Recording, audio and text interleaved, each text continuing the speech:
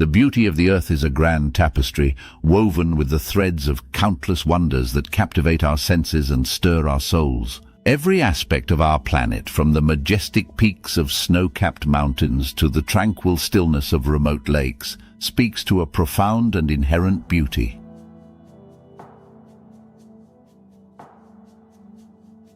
The vast deserts with their shifting sands and endless horizons evoke a sense of both solitude and expansiveness, while the dense rainforests teem with life and vibrancy, showcasing nature's intricate artistry. In the delicate dance of the seasons, we witness the Earth's ability to transform and renew itself. Spring brings a burst of colors and fragrances as flowers bloom and trees regain their verdant splendor. Summer follows with its warmth and light, offering long days filled with golden sunlight and clear skies. Autumn graces us with a rich palette of reds, oranges and browns as leaves fall in a serene, swirling descent. Winter blankets the world in a quiet, crystalline layer, creating a peaceful, frosty beauty.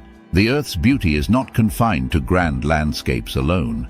It also resides in the subtle details that often escape our notice. The intricate patterns of a dewdrop on a spider's web, the delicate flutter of a butterfly's wings, and the soothing rhythm of waves gently lapping against the shore all contribute to a sense of wonder and appreciation. This beauty serves as a reminder of the intricate and interconnected nature of all life. It encourages us to pause, reflect, and cultivate a deeper sense of gratitude for the world around us. In acknowledging and celebrating the Earth's beauty, we foster a greater awareness of our responsibility to preserve and protect the natural world for future generations.